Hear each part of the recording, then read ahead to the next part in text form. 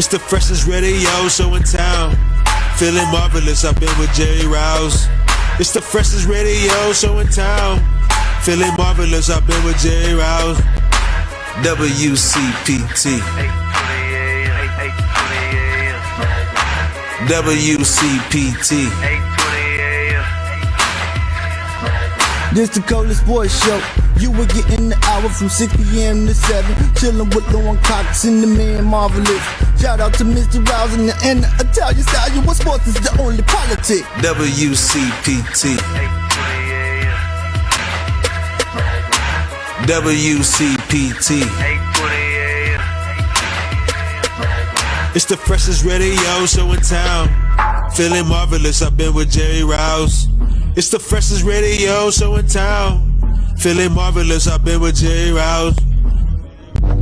Welcome, everyone, to another edition of the Rewind Sports 60. We're streaming live on Facebook, broadcasting from the world's famous illustrious studios of WCPT, 820 AM in the beautiful, beautiful city of Chicago, in the frigid city of Chicago, in the outstanding neighborhood of Jefferson Park on Super Bowl Sunday, ladies and gentlemen. This is another edition of the Rewind Sports 60. And let's get right to it, ladies and gentlemen. You love him. He's the one. He's the only. He's not out on Madison Avenue hawking a cab or Uber. He's not at Wrigley Field in Lakeview area trying to see if he can get a ticket for the Cup games this season. No, he's not on the Dan Ryan at 35th Street outside a guaranteed rate to see if he can check out a Sox game. He's not even over at the United Center to see the Blackhawks or the Chicago Bulls. Ladies and gentlemen, he's in the studios. He's known as the Marvelous One. He's the one. He's the only. He's Dan Marver. What's up, Marver? Hey, Jerry, how you doing? I'm good. Are you okay? WCPT 820 AM. Hey, those of you that have 3-0 as your first square, hang in there for the first quarter of the Super Bowl.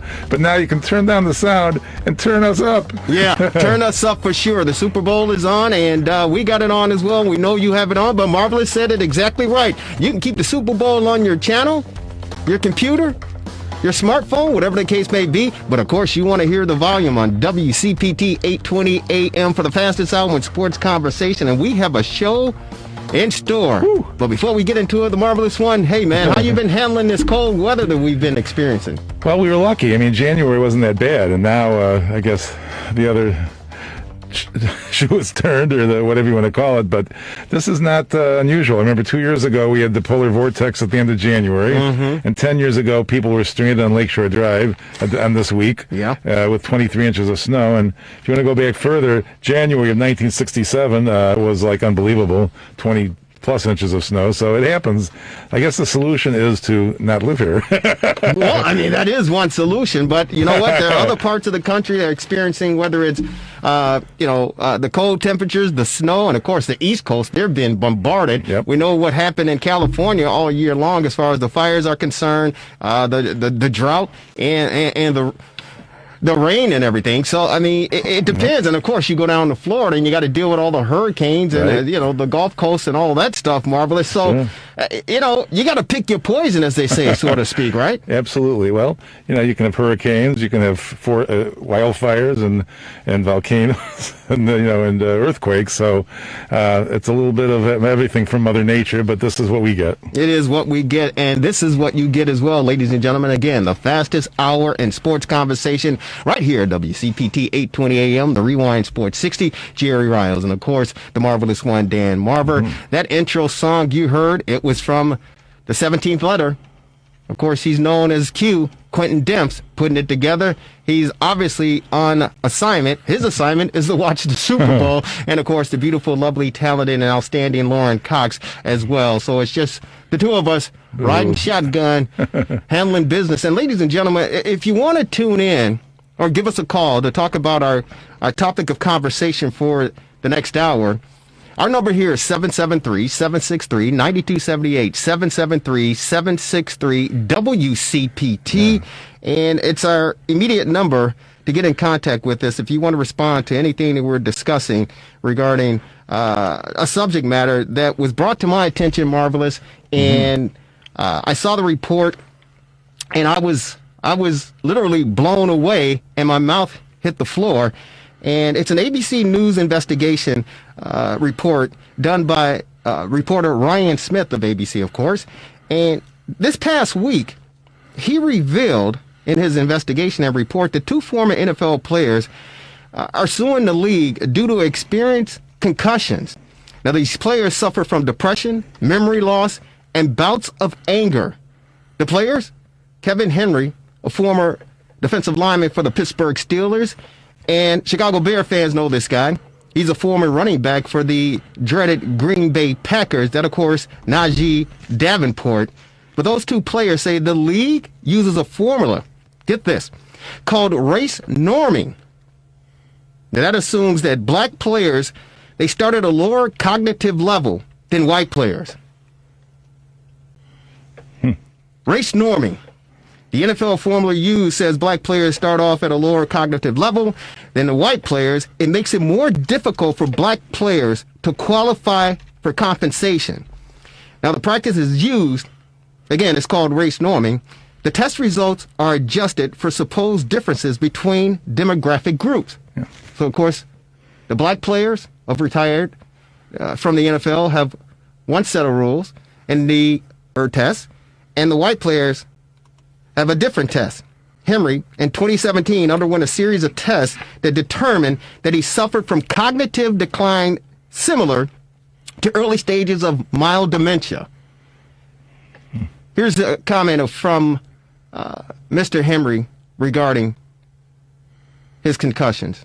Football doesn't give you an expiration date. It just happens. You just expire. I've had 10 concussions or more, and that's not even common practice. After his time in the league, Kevin Henry says he began suffering from depression, memory loss, and bouts of anger. In 2017, he underwent a series of tests, a doctor determining that Henry was suffering from a cognitive decline consistent with mild dementia. So he submitted a claim to the landmark 2013 NFL Concussion Settlement Program. What was the result of the claim you filed? I was denied. He was denied. That soundbite courtesy of ABC News, of course, the reporter Ryan Smith, and that was, of course, Kevin Henry, former defensive player for the Pittsburgh Steelers, commenting on the case. Now, an NFL administrator claimed there were issues related to validity to the test. The evaluation used inappropriate norms.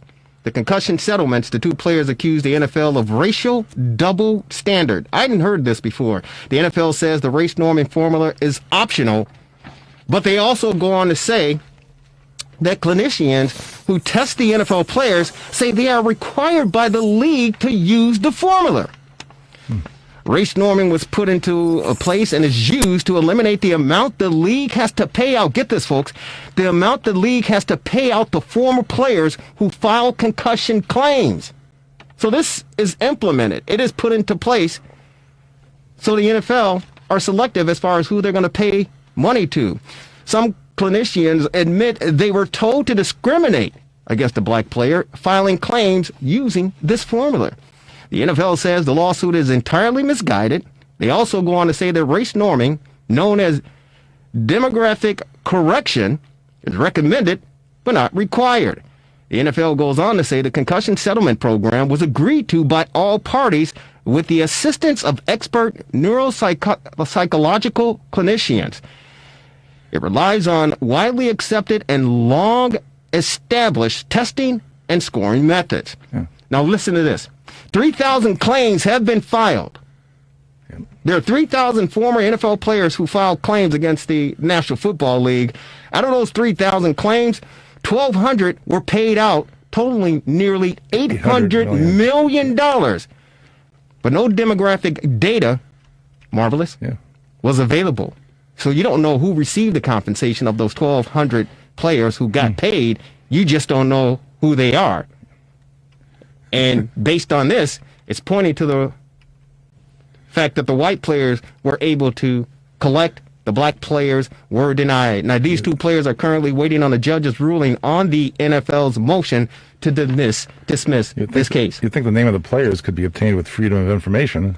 You know, it's not like a secret document. Well, that's the point, though, Marvelous. This is an exclusive, independent investigation by ABC News and Ryan Smith. So he brought it out this past week. I believe the report came out on Thursday. So it's definitely going to gather legs and wings and take off. And you can believe there are going to be other players that get wind of this, and they're going to be filing lawsuits collectively against the NFL regarding this matter, because it's first of all, it's surprising to me that this sort of thing is put into place, race norming. It's unbelievable to me. Well, even Congress might get involved. Senator Ron Wyden of Oregon is apparently, he's saying that if ABC is reporting as true, the NFL has apparently pressured doctors to disqualify black former NFL players from benefits they earned, Wyden told ABC News. Shortchanging former players based on their race is both racist and rank hypocrisy. So maybe Congress will get involved too. Well, I'm sure Congress will probably get involved, but as far as doctors are concerned, we're pleased to join on our TRS60 hotline, ladies and gentlemen. He's a neuropsychological psychologist, and he is Dr. Charles Gooden, PhD. He's a professor at NSU's College of Psychology. His research interests include the neuropsychology and head injury, stroke and multiple sclerosis, neuropsychological and personality assessment, rehabilitation and community reintegration following brain injury, neuropsychology in childhood and in school settings, learning disabilities, hyperactivity, and general assessment. Dr. Charles Gooden, he was named the COP Professor of the Year. He's on our TR60 hotline. Doctor, welcome to the Rewind Sports 60 on this Super Bowl Sunday. How are you? I'm fine. How are you? Doing very well, and we're trying to keep as warm as we possibly can. The temperature outside here in the beautiful city of Chicago right now is hovering around 5 degrees above zero, with the wind chill somewhere between 15 and 20 miles below. So it's frigid here. It's cold, but we're hanging in there, Doctor. Yeah, well, we had the problem of dropping into the 50s recently. So please. We know what it feels like. No, 50 degrees is like it's like summertime here in Chicago. Are you kidding me? But we thank you for taking some time out and appreciate your time joining us on the Rewind Sports 60. And I had to reach out to you because you were quoted in the story that was released or published or broadcast this past week on ABC News, by the reporter Ryan Smith regarding this race norming. And I had to reach out to pick your brain, so to speak, and ask you to explain all this stuff that's going on, because there are a lot of people, I'm sure, listening to the Rewind Sports 60 who are unfamiliar with this race norming, and I'm sure there are probably some current players who are unaware and some former players. So can you kind of get us up to speed as far as everything that's transpired and what this race norming is all about? Yes, it's all been, unfortunately, very complicated, but race norming started actually many years ago for the opposite reason that it's being used in the current state, is when black individuals were being overdiagnosed with schizophrenia or brain damage or significant psychological impairments, because the norms that were being used for white populations were not appropriate for the black populations. So in order to correct that, this was led by black psychologists. They came up with the idea of developing alternate norms for these tests. So as a consequence, when this testing began with the NFL, apparently someone suggested that we should use different standards for each group. The problem is that the testing was never intended to be used the way the NFL was using it. These norms are only advisory.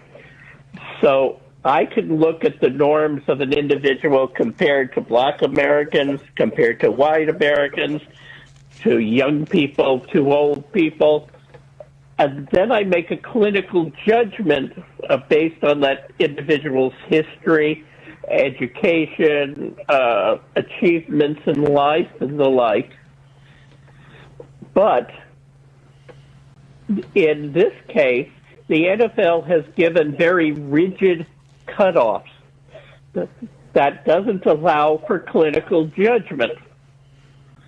So as a consequence, they are trying to use numbers to replace the judgment of the clinician because they didn't trust clinicians to fairly evaluate these players. So when the agreement was reached, the clinician was given in the document the option of using either the black or the white norms. And it became very obvious that using the black norms for black players and white norms for white players was very biased. And as a result, some of us, like myself, asked again to clarify that we did not have to use the black norms. And those norms also have other problems because of the way they were gathered and other issues related to them, which aren't important here. But when I started working with the settlement, the NFL, I was told, use the norms you think are the fairest. So I did. And when I did that, the people who supervised the settlement said, that's fine. And they pushed the clients through and said, yes, they're impaired. But when the NFL got to review it, their lawyers got to review it, they challenged cases where you use the general norms for everybody, but where the black norms would have made the person not qualify. They didn't care if you used the black norms and they still didn't qualify, or white, which norms if they didn't qualify at all. But in any case where there would be a difference, the NFL lawyers have challenged this. So when the NFL says you're allowed to use anything you want, they're not actually telling the truth. That it is possible that's the intention of the NFL itself, but it's certainly not the intention of their attorneys. They also challenged these results in the testing on a number of other reasons, which again, the person who supervises all this has approved what we did, but then the NFL challenges it in order to reduce the number of people who are allowed to be qualified for the settlement. I continue to use the same norms for everybody, but a lot of people felt pressured because they were being investigated just as I was when they didn't do it the way they really, apparently the lawyers really wanted us to do it. I said that I didn't care if they were going to investigate me. I was going to do it correctly or not at all. So that's how we got to where we are now. Well, congratulations to you, and thank you for standing your ground. And you know, you took an oath, I believe, and you know your ethics stood in place, and you stood your ground. So, congratulations to you. And we're on with Dr. Charles Golden. He is a neuropsychologist at Nova Southeastern University, joining us on the Rewind Sports 60. And our topic of conversation for the fastest hour in sports conversation is race norming in the NFL. Two former NFL players filed a lawsuit against the league, claiming that there is bias and discrimination in the testing regarding brain injuries and concussions. One thing that stood out regarding it, and thank you so very much for clearing it up as best you can, because I know a lot of people are still kind of in a fog and still kind of confused as far as everything that's going on. But the one thing that you talked about was clinicians who were feeling the pressure from the NFL lawyers, and they were threatened to be investigated. What would the NFL and the lawyers be investigating regarding this matter? Well, they would be investigating whether you were appropriate for being a tester in this program. And for some people, the program has ended up paying a great deal of their income, as well as they could challenge your reputation, which that that you're not doing the testing correctly. There's something wrong with your approach to testing, and both economic and reputation are issues that affect a lot of people. So you're actually saying that the National Football League and their lawyers said that you abide by, the option or the recommendation regarding race norming and using the individual testing for the African American former NFL players compared to the white NFL players, that you as a professional in your field could face some pressure and face some character assassination along with the monetary issues as well if you didn't follow protocol regarding the National Football League. Is that what you're saying? Those were the implications. No, but the people who actually supervised the settlement have always been very nice, and they bring back questions from the NFL lawyers. All of these questions have come through the NFL lawyers in most cases. There are some others that come through another group, but the impression has been that, again, since I got involved in this controversy, I have not had any referrals, but that's become complicated because we also have COVID going on, so it's hard to make a reasonable statement, although I was told by one of the attorneys involved that my name is no longer on the list of people who were approved to do testing. I don't know if that's true or not, but that's what I was told. Dr. Golden, this is Dan in the studio. Let me circle back a bit. You evaluated Mr. Davenport in 2019, correct? But you evaluated other players, too. Is that not correct? Yes, we've been evaluating paper. We have been doing it for about 3 years. And so, as a result of your evaluation, you determined, obviously, that an individual such as Davenport was cognitively impaired, and that race norming was merely a recommendation. But you did not apply the full demographic correction, it sounds like, in the article. Does that sound about right? That's right. I treated everybody as if they were the same race. Gotcha. Okay. Hey, Doctor, were you surprised to see this race norming when you were asked to do the testing, and that there were two different tests, one for African-American former athletes and one for the Caucasian white athletes? Were you surprised when you saw this? Because me as a layperson, a media person, and someone following sports, I was surprised, to be honest with you. We're talking about 2021, and this sort of testing is implemented and put in place, and if you don't abide by it, you could suffer repercussions. Were you surprised when you saw this? Well, recognize that the same tests are used for everybody.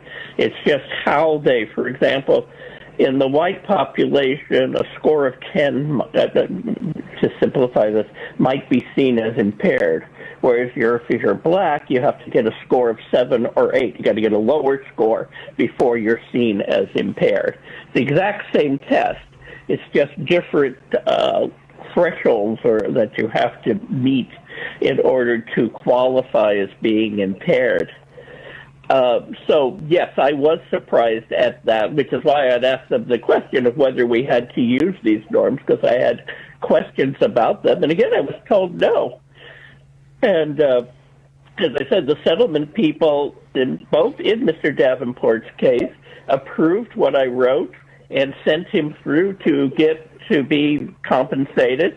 And the NFL is allowed one last time to object, and that's when their lawyers made that objection.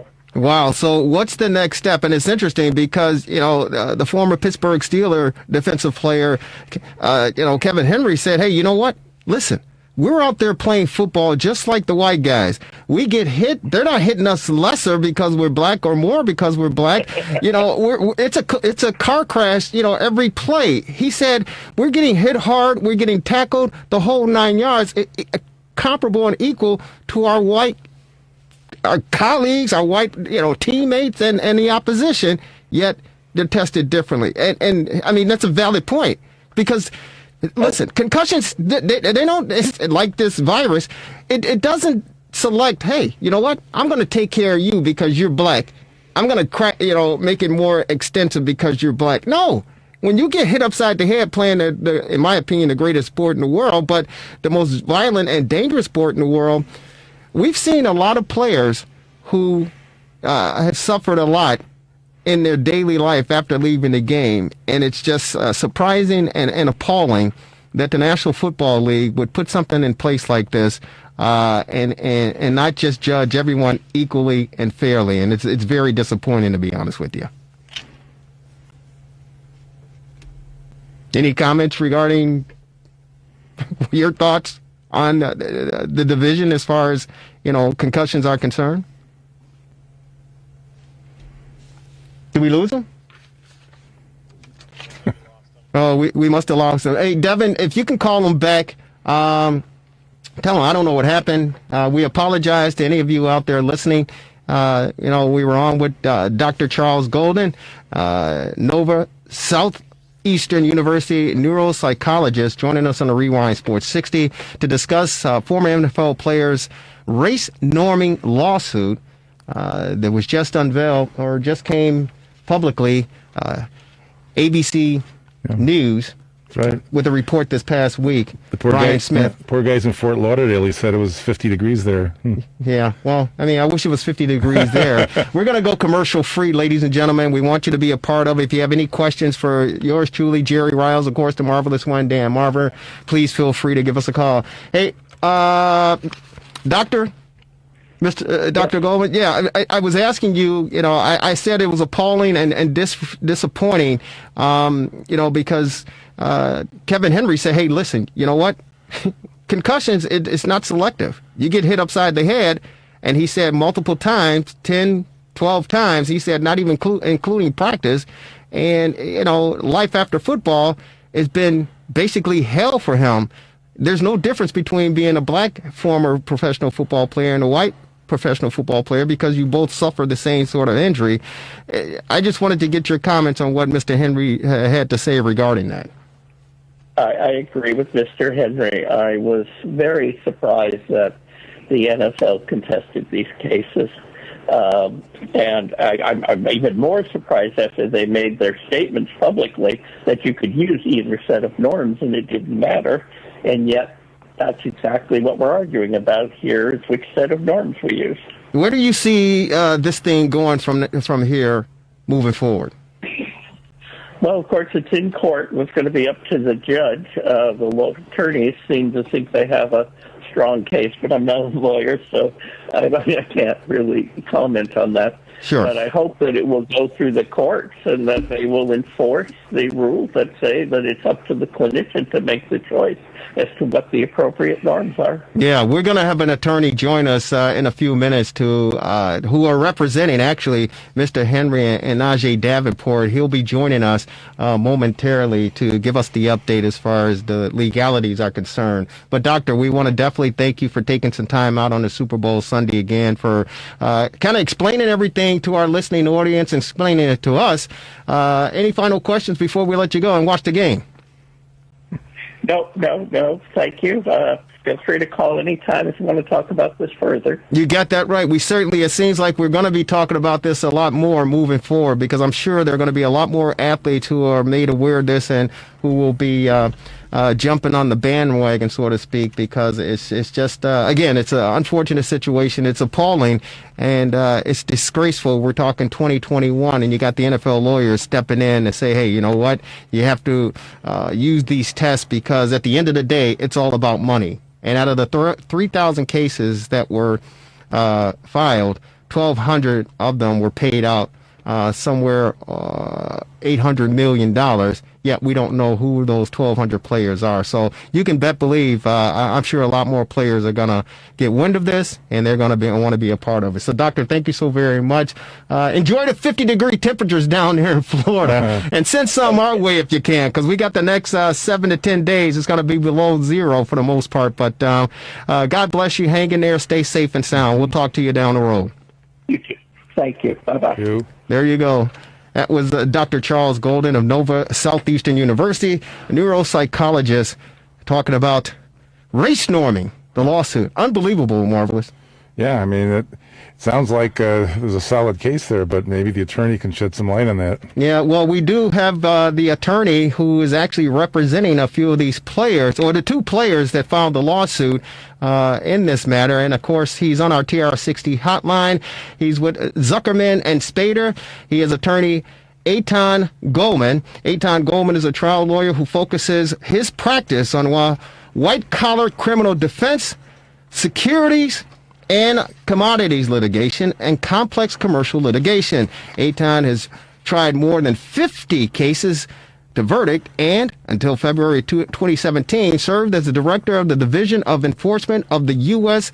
Commodity Futures Trading Commission. Earlier in his career, he served as an assistant U.S. attorney in the Southern District of New York. And Mr. Goldman is on our TR60 hotline. He is representing the two players, as we talked about, Kevin Henry for the Pittsburgh Steelers, a former NFL player, and, of course, Najee Davenport, former running back for the Green Bay Packers. Clinicians fear NFL's concussion settlement program protocols discriminate against black players. He's on our TR60 hotline. Attorney, welcome. It's Jerry Riles along with the marvelous one, Dan Marver. How are you on this Super Bowl Sunday? I'm doing good. Thank you for having me. Hey, thank you for taking some time out on this busy Sunday to join us to talk about this subject matter. We just had the Dr. Charles Goodman on, who actually handled the test.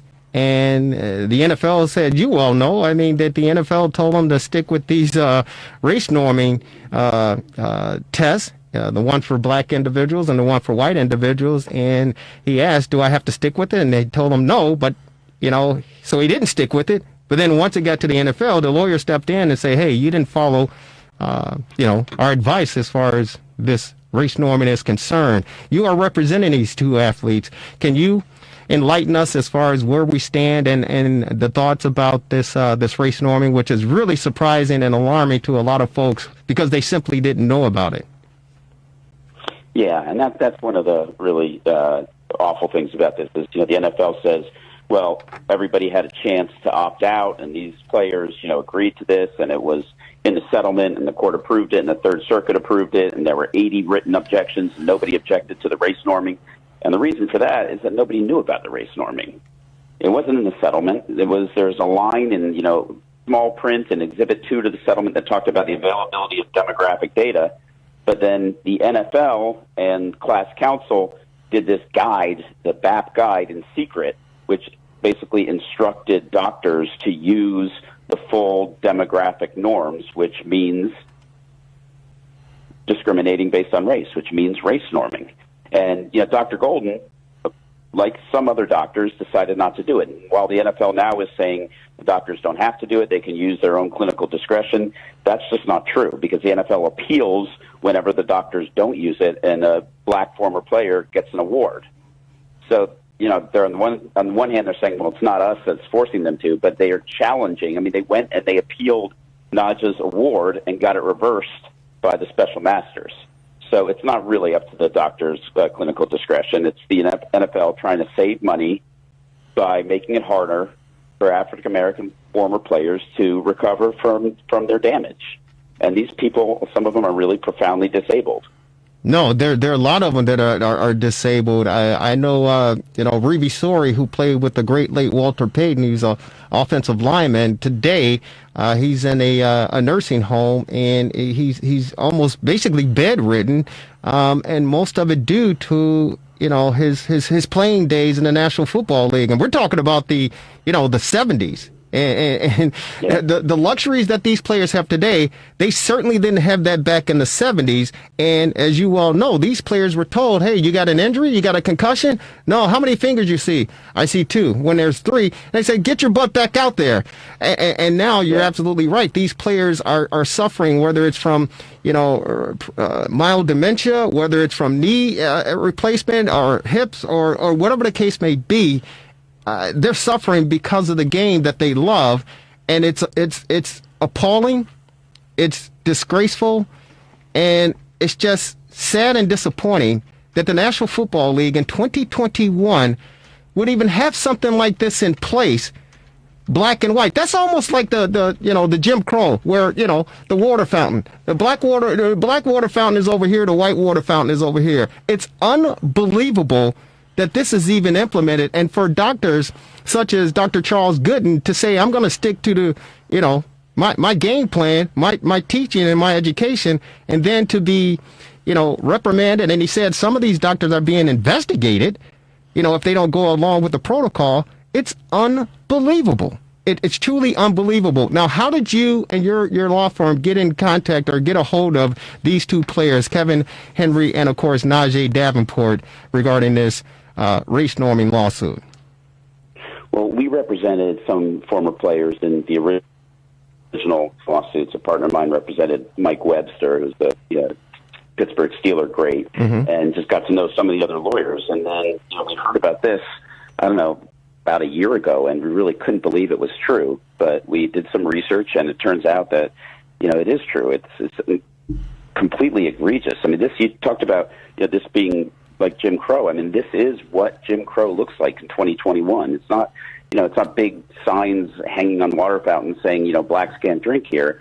It's this discrimination that's embedded in software. So you have two former players, one white, one black, same age, same gender, go in, take a test on a neuropsychologist office. They get the same exact raw score. Bell tells the white one, you've got dementia, here's some money. And they tell the black guy, you're just black. I mean, it is that simple and that egregious. It's unbelievable. It's unbelievable. Yeah, it really is. It makes your jaw drop when you hear about it. When I saw the report earlier this week, I couldn't believe it. I seriously couldn't believe it. And of course, the next day I had to give you a call to see your availability to come on to talk about this, because I was the investigation by ABC News, and congratulations to Ryan Smith on the work that he's done and put into this to reveal this. But I was just beside myself when I saw this, and I said, we certainly have to discuss this. So I appreciate yourself, Attorney Aidan Goldman, coming on to discuss this with our listening audience. Hey, Mr. Goldman, this is Dan in the studio. I'm looking at the complaint. Is this the one in the United States District Court for the Eastern District of Pennsylvania, Davenport and Henry versus the NFL? Is that the one that you're involved with? Or is there, yeah. I mean, the concussion settlement was reached in the Eastern District of Pennsylvania, right? Like, there were many, many different lawsuits for guys who had suffered concussions against the NFL, but then they all got consolidated as one class action before a judge in Philly, the Eastern District of Pennsylvania. So we brought a couple different matters last August. On the same day, we filed a Article 27 motion within the settlement, where we basically said to the judge, look at a settlement. It does not require what the NFL says it requires. And then we also brought a 1981 lawsuit, and that's just the Civil Rights Act, saying that you can't discriminate against people. So has COVID slowed down the process, or where does this stand now? Well, the judge actually dismissed without prejudice our Article 27 motion, which we've appealed to the Third Circuit, and we're waiting to hear about that. And then the 1981 lawsuit, we've got a hearing, I think, in March. So it has been slowed by COVID, but, the wheels of justice are continuing to grind, even if kind of slowly. Yeah. Do you see more players getting involved with this? Because, again, I'm sure there are a lot of them who are unaware, and we know some former players. We have one here, Quentin Demps, who's a part of our broadcast team. He's not here, of course, today, but he played in the league for 10 years, and I'm sure he's got some issues. I know some other former players who played on the '85 Bears team who, some are doing well, remarkably, but others are still, they're suffering. Jim McMahon, we know, won a suit regarding concussions from the league, and maybe he was one of the 1,200 people out of the 3,000 that got compensation for this. Do you know anything about that? I don't know specifics about that. I mean, the NFL has all these statistics, and one of the things that we're asking for is the numbers and the comparison between how hard it is for a black former player to get an award versus a white former player. And I think you're right about former players. I don't think they had any idea that this is how the settlement was going to be interpreted by the NFL, because I've talked to a bunch of former players, and to a man, black or white, they say they never would have, voted for this. They never would have agreed to the settlement if they knew that it was going to be implemented in this discriminatory way. Well, that's part of the defense for the NFL. They're saying that all sides agreed to this. Yeah, well, that's not true. All sides agreed to the settlement. Settlement doesn't say there's going to be a black door and a white door. I'm sure it doesn't. If they had said that out front, this settlement never would have been approved by the players. Yeah, I'm sure that's the case as well, and they just wanted to, do their homework, and they tried to pull a fast one. The interesting thing about this is the fact that, again, that they say, hey, we can pull a fast one, and this is a multi-billion-dollar industry. These guys aren't starving. It's a multi-billion-dollar industry, and these players put their heart and soul on the line for this game. And even through this pandemic, it's refreshing to watch these guys play because it's a form of entertainment and it's a stress reliever, right? So it's surprising that the National Football League and their attorneys even had the gumption to put this in place. I still can't believe it. I really can't.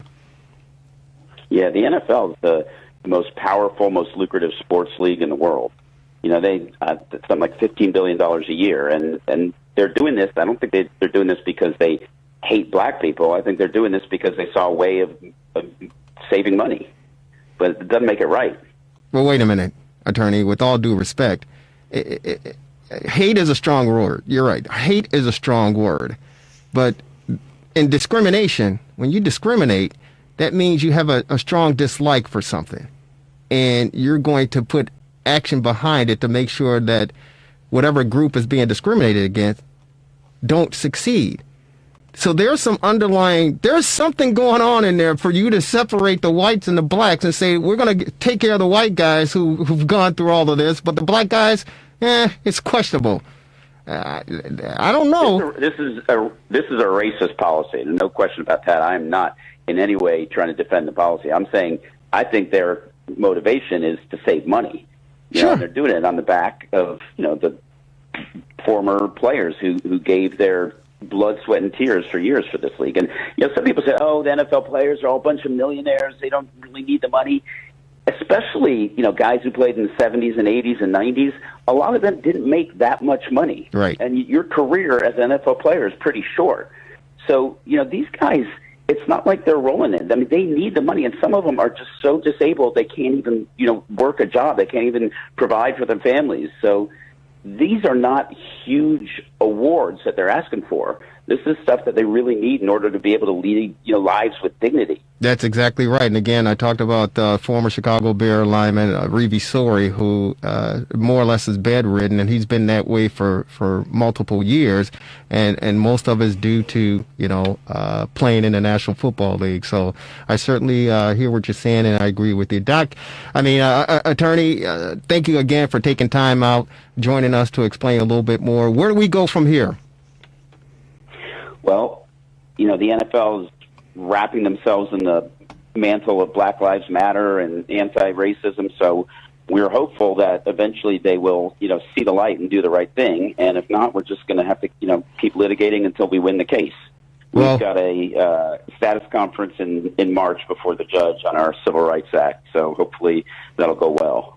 Well, attorney, you have our blessings here. You have an open forum. Anytime you want to join us to elaborate and keep us up to speed, the door is open. We really appreciate you taking on this battle for these retired players who really, really need it. And God bless you. Keep up the good work, and we'll be in contact.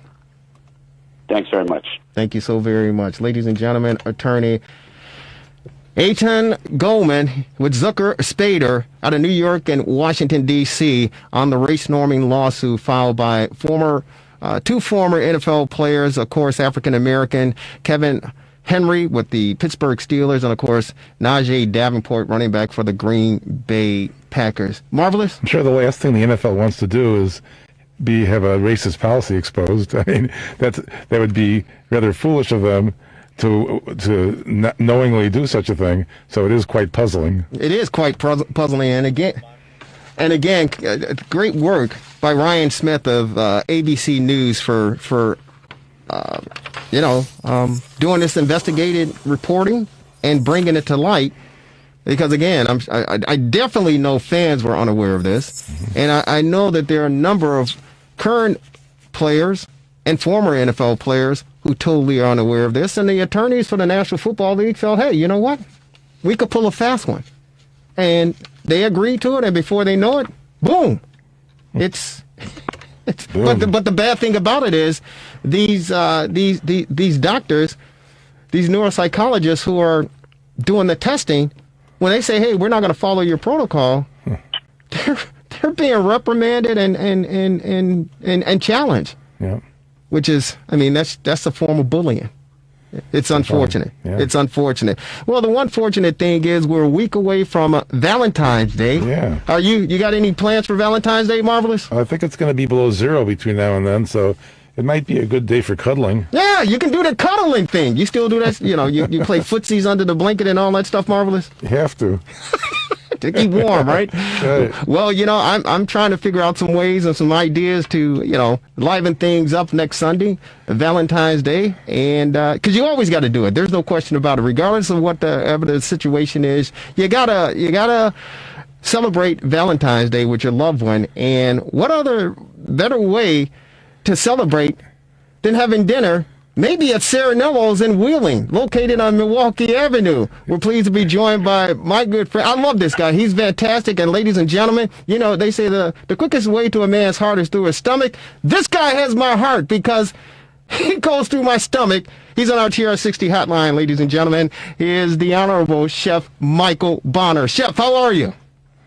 Good, Jerry. How you doing tonight? Hey, we're doing good. We're trying to keep warm as best we can, brother. But I definitely wanted to get you on and see what's going on. We miss being over at Serenello's. We just miss being in the environment. But with this this pandemic and the virus and the opening and closings of restaurants, man, you well know firsthand it's been very, very difficult. And real quick, get us up to speed as far as how things are going for you and the restaurants and the business.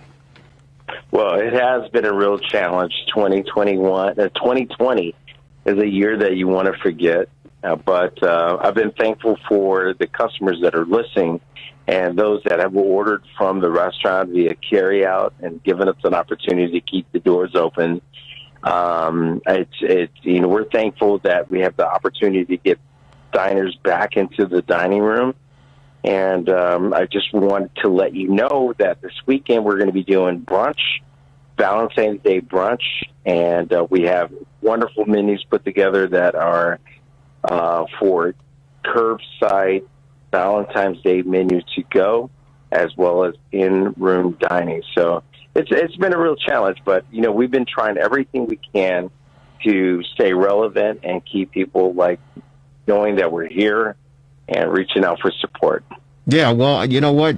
I know it's been hell. It's been hell. I know it, and my prayers and my money even has gone over to you to offer as much support as we possibly could because it's just been very, very challenging and very demanding. But the good thing about it is the fact that you keep rolling. This is what Chicago is all about. This is what, the Windy City and the neighboring towns are all about, Chef. You roll up your sleeves and, you put your hard hat on, you get your lunch pail, and you go to work. And you and your team have certainly done that. And, better days are on the horizon, and the light is at the end of the tunnel, I truly believe. But share with us a little bit more about the brunch and what people can expect, being a part of that. And, of course, the great Valentine's Day dinner next Sunday. Well, thank you for saying that. We are trying our best to stay relevant, and we're putting our head down every day to make it work. But specifically with the brunch, we're doing a Valentine's Day brunch with roses and an opportunity for everyone to get back into the relaxing mode and enjoying themselves in the restaurant, enjoying themselves for a Valentine's Day lazy Sunday. And we also are offering an opportunity for people to, have the curbside menu that has lobster, filet, and, different other things that we have going. And we just want people to realize that the restaurant community is there for them to be able to enjoy themselves. And hopefully we love to get them back into the restaurant as they are comfortable, or, their comfort level allows them to be. But at the same time, if they don't want to come back in the restaurant and enjoy the indoor dining, they can come into or order curbside carryout. Hey, this is Dan in the studio. I assume with social distancing, you'll have some space limitations. I guess we better get our reservations in pretty quick, huh? Very quick. But we're taking precautions. I mean, we are spacing tables. Also, we're just not allowing too many people in the room so that people feel safe coming back into the restaurant. But at the same time, we want people to enjoy themselves and have a good time. And I know that we all miss being in a restaurant and enjoying ourselves. Hey, Chef, is there a minimum time limit for people if they want to dine in? We've been paying attention to that. I mean, we say an hour and a half, but if you go over that, we're not going to police you. Just come in and enjoy yourself inside the restaurant, and we'd be happy to serve you. No. So what time do you start serving on Sunday? Serving starts on our Sunday brunch opens at 10 o'clock, and it ends at 2. We are accepting carry-out orders for curbside for the menu that we put together with the filet medallions and the lobster raviolis. You can pick those up starting Thursday, Friday, as well as Saturday. And in-room dining, you can come in. Restaurant opens at 11 o'clock, and we close at 8 o'clock on Sunday. And Chef Michael Bono at Serenello's, let us entertain you in Wheeling. Real quick, you've incorporated or added some pizza into your dining. Is that accurate? Yes, I'm glad that you mentioned that. We have, since the pandemic, opened another pizza concept called B Square. And it's a Detroit-style pizza that we're doing in the restaurant that features that classic square, crusty corners, airy, light, crispy crust. And you can order it for delivery out of the restaurant, B Square Pizzeria.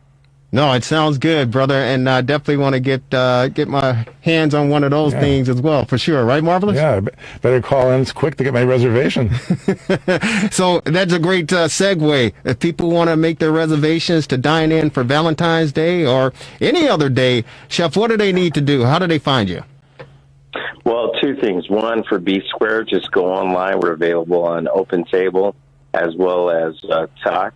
If you are interested in ordering or making a reservation for the restaurant, visit our website at serenellos.com or Open Table, or just call the restaurant directly, and we'd be happy to take or make your reservation there.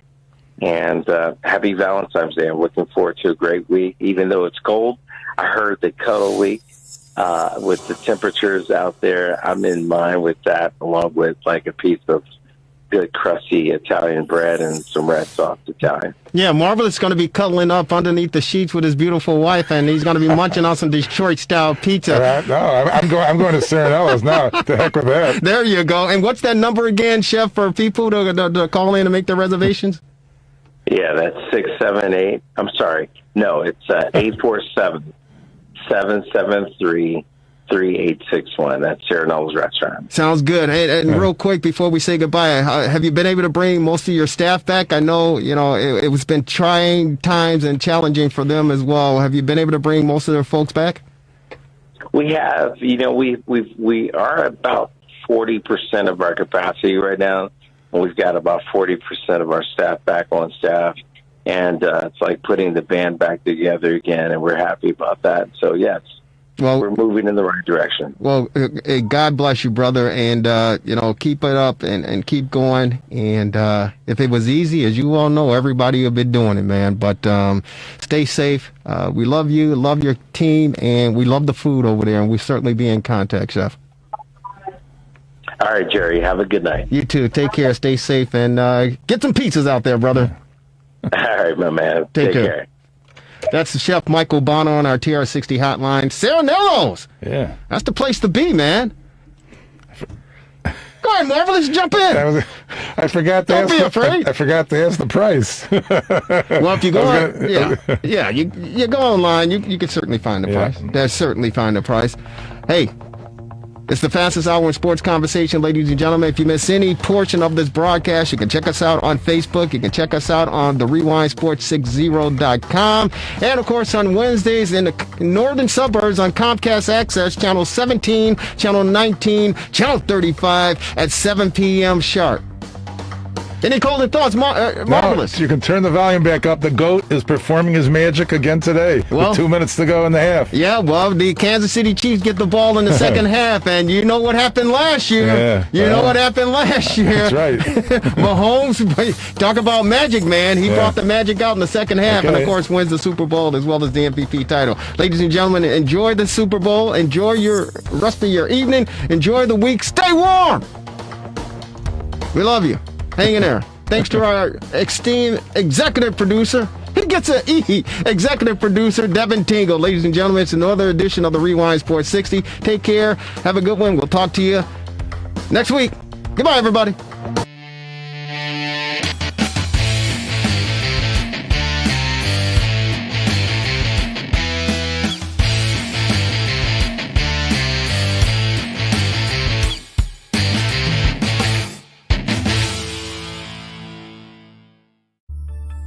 Relax,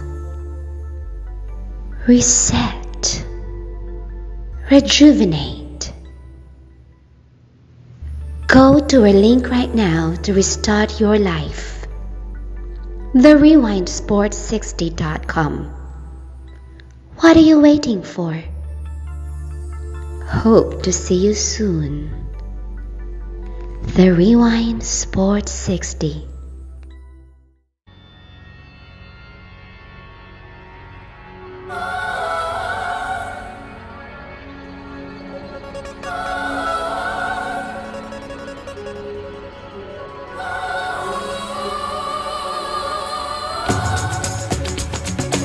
Welcome, everyone, to another edition of the Sports Medicine Update, a weekly podcast with yours truly, Jerry Riles, and the Honorable Dr. Chad Padromas. Dr. Chad Padromas is the orthopedic surgeon at Illinois Sports Medicine and Orthopedic Centers here in Chicago, in Glenview, and in Naples. And he's the orthopedic surgeon at Padromas Stem Cell Institute. He's also the editor-in-chief of the Anterior Cruciate Ligament Reconstruction and Basic Science. Doctor, how are you? I'm doing great, Jerry. How you doing? I'm doing fantastic, and trying to get through this snow and cold that we've been experiencing over the past week or so. And they're saying this upcoming week we're going to be in the teens and single digits as far as the cold temperatures are concerned. So just hanging in there. And it's Chicago weather. We're used to it. We just have to get through it. Other than that, everything's fine, Doc. Super. Sounds good. Hey, there's a lot going on regarding the vaccine. Of course, the new administration is trying to haul out as many doses as they possibly can to get it to the patients and people in need. Definitely those on the front lines, the nurses and the healthcare workers who are battling this thing to try to take care of everyone. And, of course, those people 65 years of age and older. And we've heard so many different cases regarding the vaccination, and obviously the benefits are to protect one and to protect your loved ones, but there have been some folks who have said they've experienced some side effects, and we've talked about it off the air for sure. May he rest in peace, and condolences go out to his family and his loved ones and the Atlanta Braves and Milwaukee organization as far as baseball is concerned. But Hank Aaron, after he got the vaccination, days later, 2 weeks or so, he's no longer with us. Cause of death was, natural causes. But some people believe that the vaccination has some downside to it. And I know that there have been people who said they've experienced some arm pain, some headaches, some extreme cases. It could be, fatal But for the most part, there are a lot of people who are praising the fact that they've gotten it, they feel better, and they're okay to move forward in your life. What's your experience as far as people that you know who have gotten the vaccination? So I'm part of a thing called the C19 study group. Because I've published papers in this space, I was honored to be invited to join this group. It's a couple hundred of the smartest people there are, virologists, epidemiologists, infectious disease doctors, and others. So on a daily basis, I'm going through 30 or 40 messages in this regard. And so clearly, the vaccine's a wonderful thing. It's going to be the way out of the pandemic. And we need to get it rolled out as quickly as we can. But, as with all good things, it is not without its side effects, complications. And so, it's interesting, unfortunate. The basic thought is that the people who should get it are high-risk people who are at high risk of having problems, older people with comorbidities. Although overseas they found that people who were terminally ill, they had a significant number of deaths, so they recommended not giving it to them. So it can take a toll on people as well. But the other thing is that, the Pfizer vaccine was the first one out there, and people would get the first shot, be a little sore, no big deal. But the second shot is usually accompanied by far more severe side effects. Not to say you shouldn't do them, and in the vast majority of people, they pass. So by all means, do it. Although it's good for people to be prepared that they might be pretty miserable for, a day or two. But beyond that, there are some people that get more severe, more intense, and more long-lasting problems from the vaccine. And again, doesn't mean don't do it. By all means, do it. But recognizing these things, it would be nice to figure out a way to treat people who have them. So there's one intensivist who's part of the study group who has found people that get a chronic inflammatory problem. She calls it SIRS, an inflammatory response syndrome, and recommends people taking Tylenol, a non-steroidal anti-inflammatory drug like Aleve and acetaminophen, and a non-sedating antihistamine like Claritin before, during, and after, and said that greatly mitigates it. So that can be useful. But in addition to that, there are people who get pretty severe and persisting musculoskeletal problems that have been noted. Now, it's fairly new. What is the incidence? We don't know.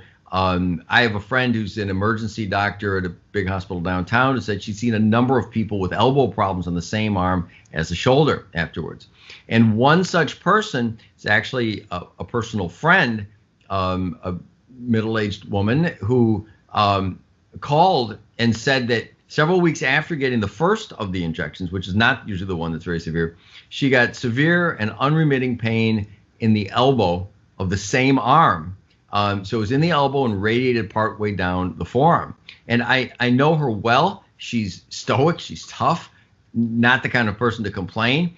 And she said she was losing sleep and was at her wit's end, and it was driving her crazy. She'd taken medications, hadn't helped. So I've talked here and there on these podcasts before about what is often called low-level laser therapy, also called photobiomodulation, cold laser. And so what this is light therapy, where laser light that is powered below the level at which lasers produce heat. So people know there are cutting lasers, and you can get face peels, and you can do all kinds of stuff with lasers. So if you power the lasers much lower, maybe 100 milliwatts as opposed to 3 or 4 or 5 watts, laser light is picked up by the mitochondria in your cells and by a molecule called cytochrome C oxidase. And it catalyzes that molecule. It's an enzyme. It produces more energy, increases blood flow. And there's a lot more that it does, and a lot of it that we're not even sure, we're still figuring out. But the bottom line is it can have remarkable healing properties. So we have a machine like this. We write papers about it. It is our go-to treatment for people with back pain, neck pain. My wife, Marilyn, is a dentist, uses it for TMJ pain, which is her specialty. And it involves putting little pads on the skin, and there are laser diodes that attach to it. And you sit there for 20 minutes while the light bathes the area. There's no heat, no pain, no side effects. You can't feel it. It isn't covered by insurance, but it's pretty cheap, $50-$60 a treatment. And it works immediately, so you can tell right away. So we use it on people with back pain, neck pain. I have an NFL player who came to me He actually came to me for PRP for his Achilles tendon, which I did. But prior to doing that, we did the laser treatment, which helped him a lot. And you did it before and you did it afterwards. So it's a real thing. So when she came to me and said she had that, I said, I don't know if the laser would be helpful for that, but it immediately popped to mind because, this isn't the kind of thing I do PRP for or really had anything to offer. So I said, why don't we try? Nothing to lose, really. So we did a treatment. Our physical therapist does it in our office. I did it at no charge because I really didn't know if it was going to be helpful. And she, after the one treatment, which was half hour, immediately afterwards, she was about 20% better. By the next day, she was 40, 50% better. This was on a Friday, this was last week. So she had one on Friday and Saturday and Monday and Tuesday. And she got a little better each time. After the Tuesday one, she said she was 90% better. She was ecstatic because she had been suffering so much and her suffering was so greatly alleviated. She left out of town Tuesday. Actually, I just talked to her. So this is 3 days later. And she said she's still the same. She's still, a little twinge, but not even close to what it was before. She's very happy. Now, the question is, I don't think it's a placebo effect because, she had this for 3 weeks nonstop. And immediately upon doing the treatment, she got better. So I'm sure it's a real effect. The question is, how many people could it help? So what I'm intending to do is recruit people for a study. And so I would do people for what we call a phase 1 study, maybe 10 people, I'm not sure, that I would treat at no charge and see how often it helps people. Because this treatment, it's safe and it's cheap. It's not as available as I'd like because there aren't many people that have that many of these machines, but they're out there. And we've got a very high quality one from Germany. There are other ones that are less powerful that might do the same thing that could be tried. A lot of chiropractors use them, for example. We have what's called a class 3B, which means it's powered from 5 to 500 milliwatts.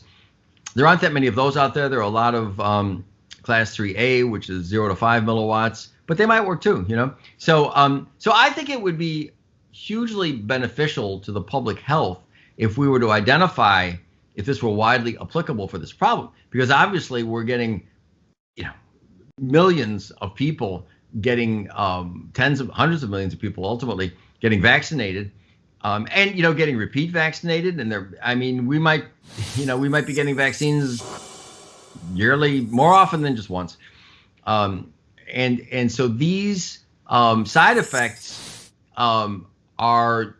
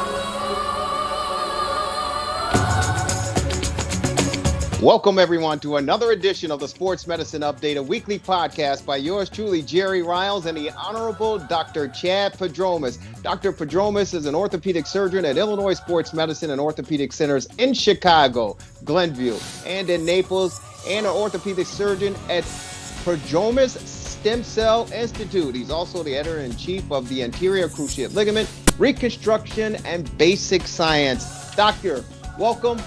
How are you doing? I'm doing great, Jerry. Thanks. How about you? I'm doing okay. I just wanted to make sure I get that out for you and, make you sound even more important that you're very important. There's no question about it, but I wanted to give credibility to your status, your title, and your persona. Thank you, Doctor. More than anybody else, but I appreciate the thought. You're very important. Are you kidding me? Without you, we don't have the podcast. That's true for sure.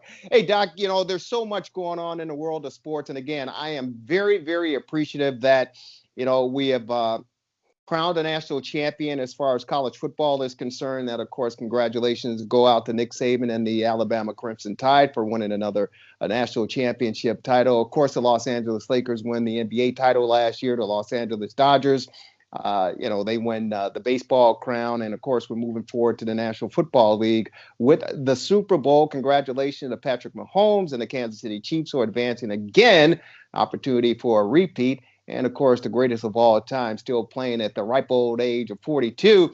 And of course, Tom Brady and the Tampa Bay Buccaneers ready to square off in Super Bowl 55 down in Florida. You love Florida, that's for sure. But they're expecting a crowd of 22,000 fans to be on hand to witness this extravaganza. Your thoughts on the Super Bowl matchups and, of course, COVID-19 and the precautions that need to be taken to get this thing kicked off? My thoughts are that it's a great idea. My thoughts are with the fans, what took them so long. We all want to be safe, but you've got an outdoor stadium where you require masks, you can have social distancing, and so risk should be pretty minimal. Florida has been arguably the best run state in the country on a number of fronts, in terms of doing what's rational instead of politicians being overprotective for whatever reason. I think meaning well, but usually just being not as informed as they could be. So I think it's great. I think it's great. The Super Bowl, I think it's a great example of normalcy because, as I say, there's abnormalcy imposed, I think, beyond what it needs to be, and having this out there where things are closer to normal, still with precautions, is a great example for the rest of the country. No, I think it's great as well. But again, when you talk about the great United States and the independent states as far as how they tackle handling COVID-19 and the virus, here in Illinois, we know that the numbers are continuously going down, and the vaccines are available, although it sounds as if they're running short. But as you talked about, the state of Florida just continued to move forward and plow through this. And of course, they're going to be hosting the Super Bowl down there. 22,000 fans. I mean, do you trust people to be responsible? I know we've seen fans in the stands at some of the collegiate games around the country and, some professional games, but 22,000 fans enjoying the biggest game on the stage. Yeah, I do trust people, and I wish politicians trusted people more than they do. There are going to be a few people who aren't going to wear a mask, right? It happens. But, you look around and people, not only I think are most people responsible, I think most people have gotten so terrified by the media portrayal that I don't think it's a problem. As I said before, it's an open air stadium. You can socially distance. You wear masks. I think it's going to be fine. So here's the big question, Doctor, and it's again the media, the news media, which I'm a part of. I've seen it swayed in both directions on both sides. with this new variant that's hit the United States from the UK, now out of South Africa, saying it's more contagious, and the social distancing that we're practicing now, minimum 6 feet, that with this new variant, this new strand, that we may have to take more precaution, i.e. double masking. And it's already hit certain states, South Carolina, here in the state of Illinois, and other states around the country. Do you see that being somewhat of a problem by next week when we get to the Super Bowl, that it may have to have a little bit more focus and attention placed on it? So, Jerry, I don't. I could be wrong. And obviously, I hope it's not a big problem. But this is just one more in a continuous stream of items about new things that purport to say that things are going to be horrible. And so far, they've turned out not to be.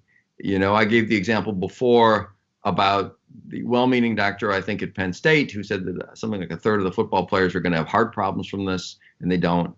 I think more contagious doesn't particularly matter. If it were more deadly, that might matter. But nobody said that. So I think it's just, I think it's a combination of a lot of unfortunate factors. I think bad news sells.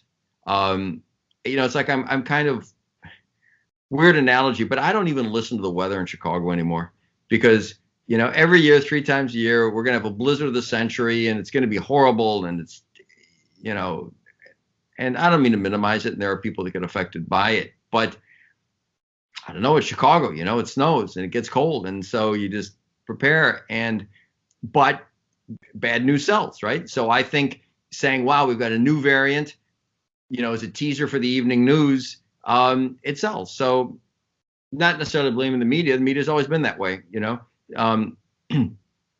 So there's that. I think that I've said it before. I think that there are a lot of politicians who get carried away with their own authority. And so I think these provide excuses for them to do more than they should. And, you can go beyond that to various things that sound like conspiracy theories, and who knows, but,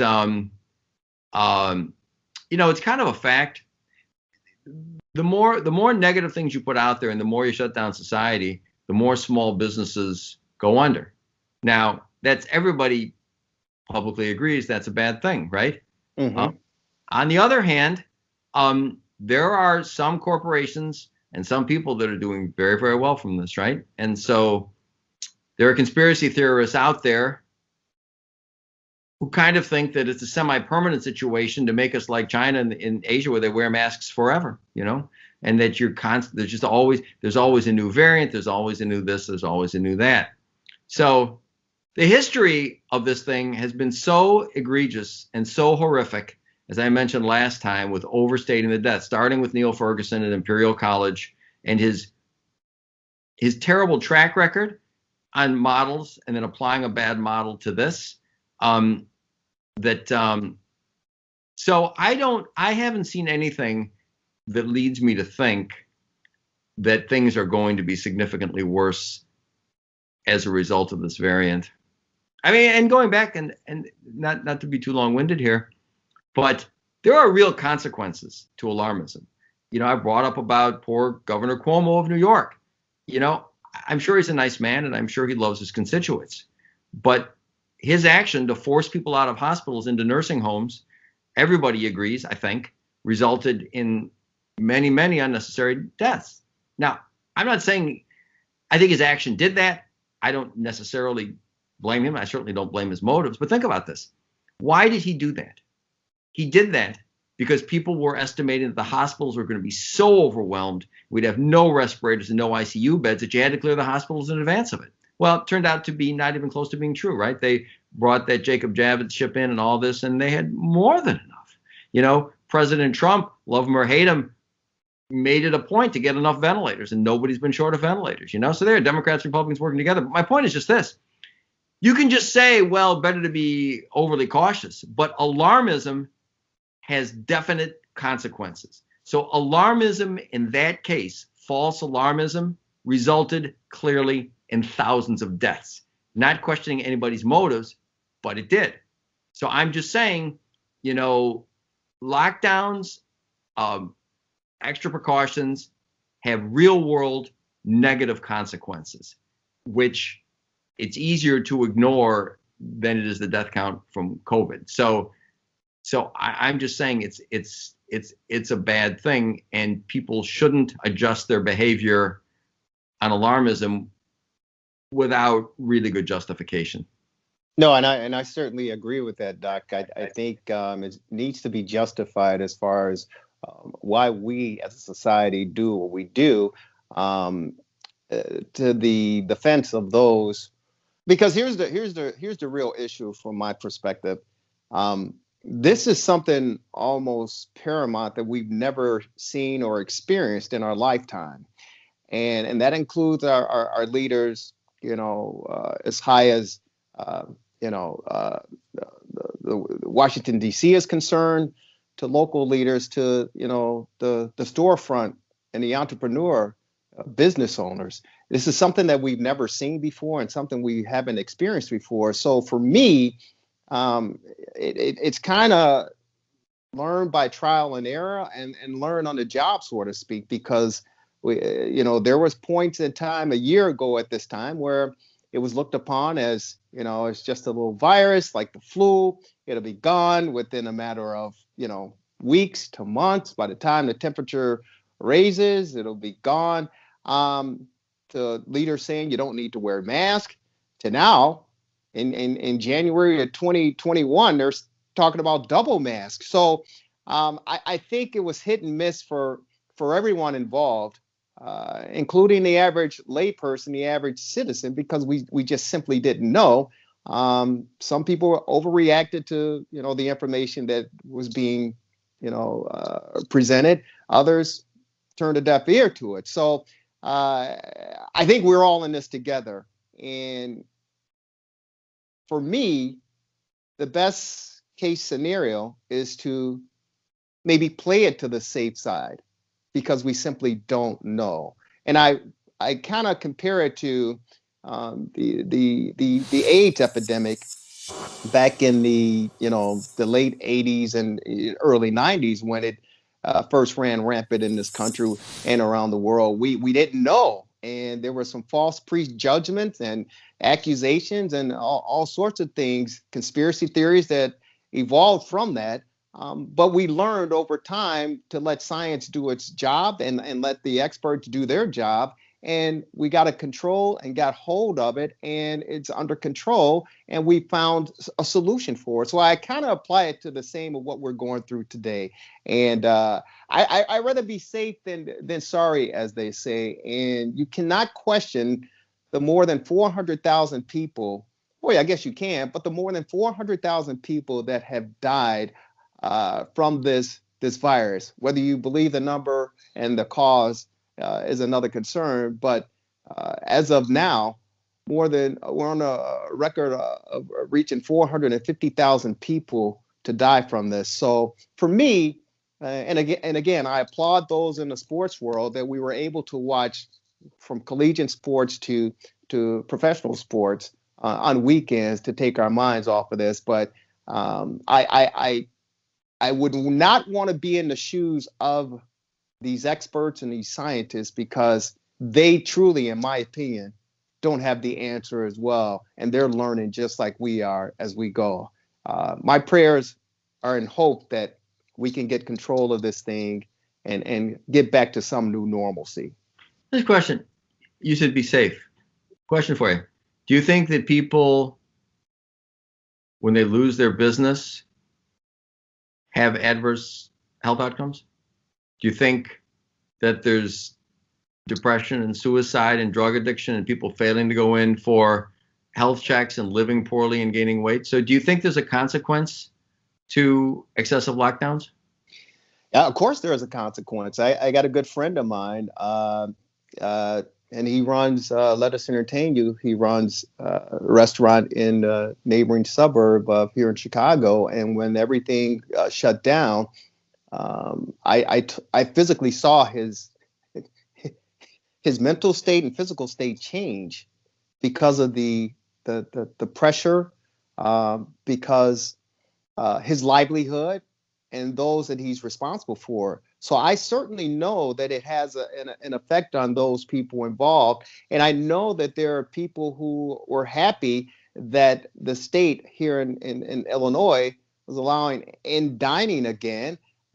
There were employees crying that they were able to get back to work. So I know the effects that it has, but I also know those individuals who won't be saying hello to family members or friends because they didn't listen to the warning signs, and that individual is no longer with us. There's a family down in Texas ignored the warning signs and everything of the virus, and 7 members, they had a party, and 7 of those family members succumbed to COVID-19 and the virus and are no longer here. So it's a double-edged sword, in my opinion, and it's almost a crapshoot or a roll of the dice. How do you approach it? How do you tackle it? I think the NBA did a fantastic job last year by having the bubble and staying strict and stern on the players' comings and goings. Now that they're out and available to travel and go here and there, we see that there's a different approach and a different effect as far as what's going on. So it's a very, in my opinion, very, very difficult decision to make. And I think we all personally have to make that decision, what's best for ourselves and our family and those that we come in contact with. And I'm hoping that, again, the light is at the end of the tunnel and we're close to getting to that light. So the thing of it is, the basic point is that lockdowns haven't helped. And they've compared places that have them and places that don't, and they just don't help. Excessive restrictions just don't. You get consequences, you get deaths, you get suicide, you get mental health problems, you get more cancer deaths because people don't go in for their checkups because they don't want to leave the house. So lockdowns kill people, kill lots of people. That's the one end. In the middle, social distancing, probably masks are good. Okay. At the other end, the things that really would help dramatically are being suppressed. There's treatment that works. Hydroxychloroquine clearly works. Ivermectin clearly works. I had a patient call me today, and I'm heavily involved in this, as you know, and he didn't know anything about it. He said, hey, ivermectin's used all over the world. There was a recent court case where a family wanted to get treated with it. The hospital said no, and they sued, and the judge said, you got to let them, and another place as well. So, why should that be? So what I'm trying to say is this. The middle ground, common sense, mass social distancing, absolutely. And some restrictions, absolutely. But on the one hand, the overreaction kills people, absolutely kills people. So you can't just say, be safe, let's overreact and shut down. You're killing people. You just are, So it just shouldn't be happening now.